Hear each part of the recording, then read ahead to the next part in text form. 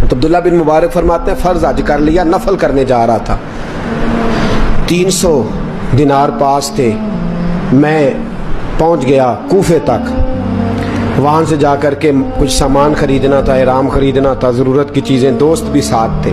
کہتے ہیں یار میرے جلدی تھک گئے, خریداری کر کے وہ چلے گئے, میں شام تک رکا, بڑا تھک گیا تو سوچا اتنی لمبی چوڑی خریداری کی ہے تو جھیل تھی پاس, میں نے کہا وہاں جا کے ذرا ٹھنڈی ہوا لیتا ہوں. کہتے میں اس طرف گیا, رات کا اندھیرا تھا, مری ہوئی بھینس پڑی تھی, یہ کچھ 700-800 سال پہلے کی بات عرض کر رہا ہوں.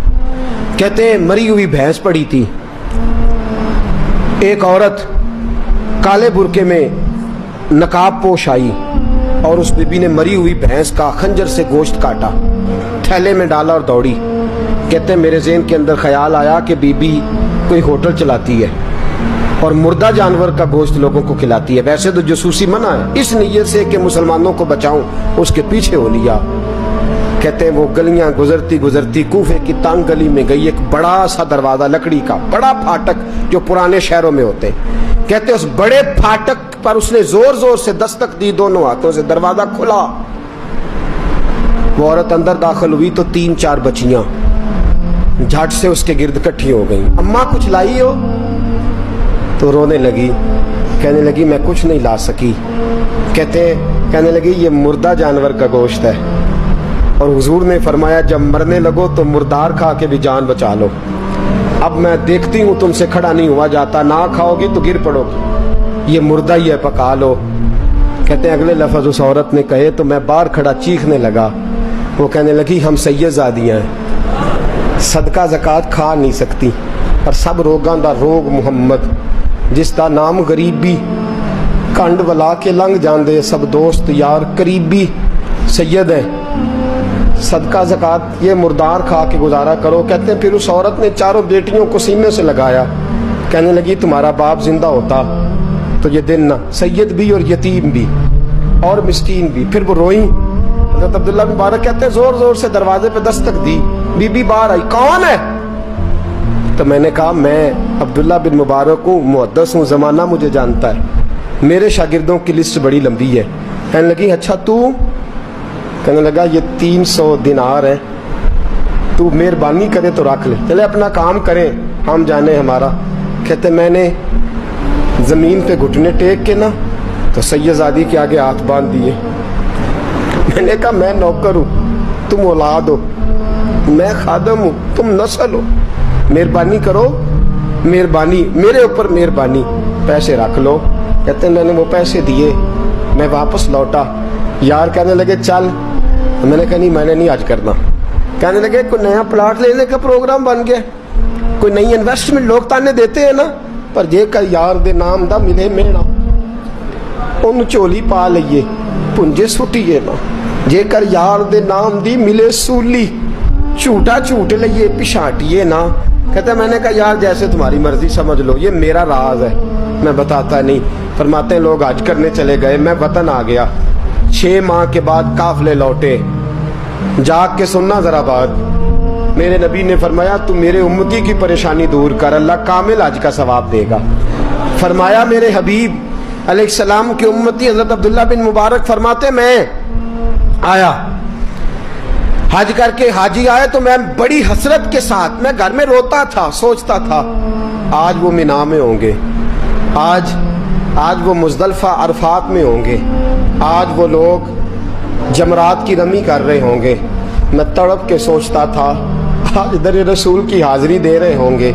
کہتے میں روتا تھا. جب حاجی لوٹے 6 ماہ کے بعد تو حاضری دینے گیا, ملنے گیا, پہلا دروازہ کھولا حاجی صاحب نے, میں نے کہا مبارک ہو. کہتے ہیں میں نے مبارک دی, ذرا سنیے گا. کہتے ہیں وہ حاجی مجھے ڈانٹنے لگے, کہنے لگے چھوڑ یار, اتنا بڑا آدمی ہو کے تو غلط بات کرتا ہے. میں نے کہا کیا ہوا؟ کہنے لگے تو نے ہمیں کہا کہ جانا نہیں, اور پھر ہم مینا میں آوازیں دیتے رہے, تو بات ہی نہیں سنتا تھا.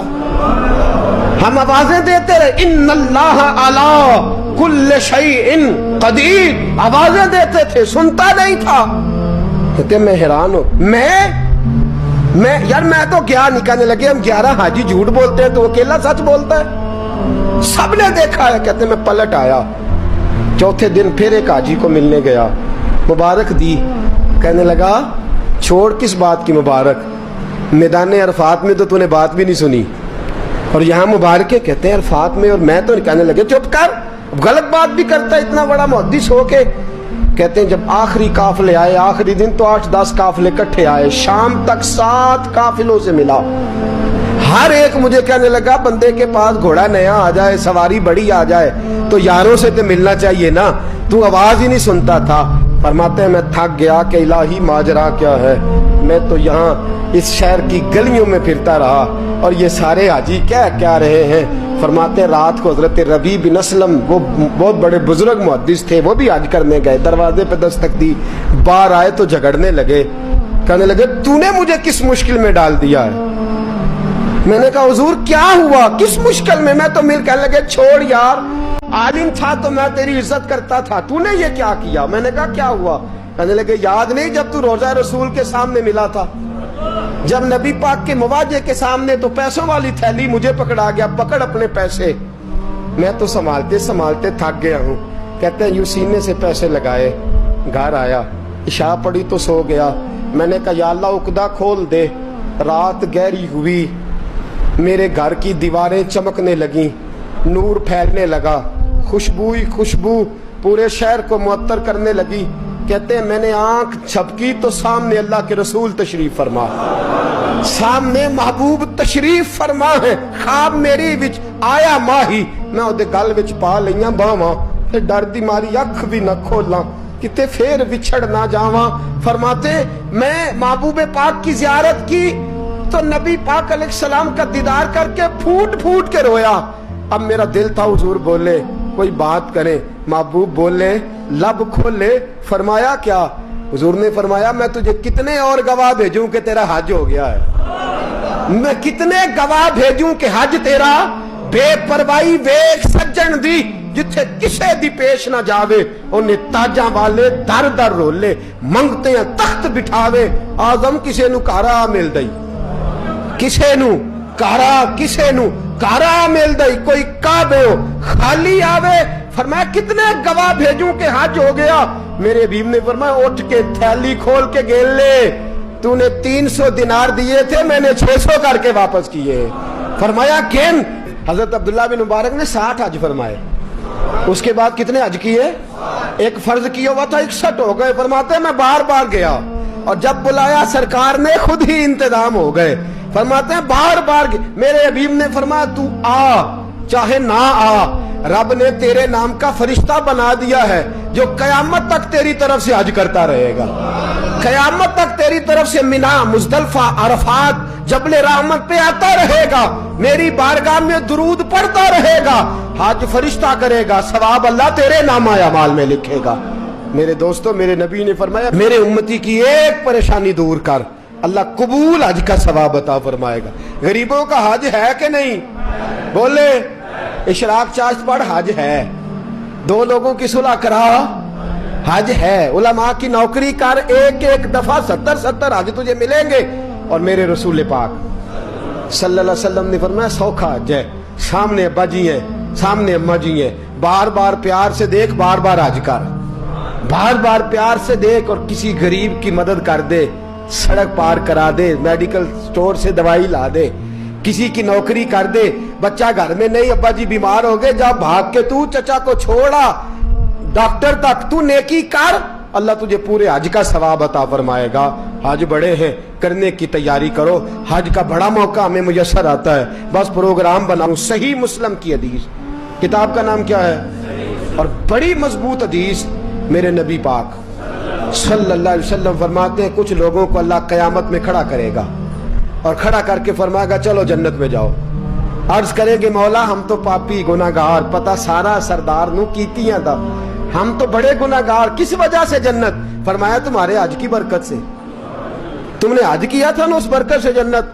तो बंदे अर्ज करेंगे मौला हम तो माड़े थे, गरीब थे, गए ही नहीं, हज किया ही नहीं, तो तू हज की वजह से माफ कर रहा है। तो रब करीम फरमाएगा जब हाजी जाते थे दिल तड़पता था ना, जब हाजी जाते थे आंखें बरसती थी, जब हाजियों के काफिले निकलते थे उस वक्त तुम्हारे दिल में ख्वाहिश पैदा होती थी, फरमाया तुम तड़पा करते थे, मैंने तड़प पर ही तुम्हें हज का सवाब दिया, और खाली सवाब नहीं दिया, उस हज की बरकत से आज जन्नत भी अता फरमा रहा हूं। मेरे दोस्त प्रोग्राम बना, तड़प पैदा कर, नीयत पैदा कर, ये ना कहा कर कि हज तो सिर्फ अमीरों का है, गरीब कैसे करे, हज बड़े हैं, करने की तैयारी कर, तू प्रोग्राम बना, मेरा रब तुझे गांव गांव पे, नगर नगर पे, गली गली हज का सवाब देगा।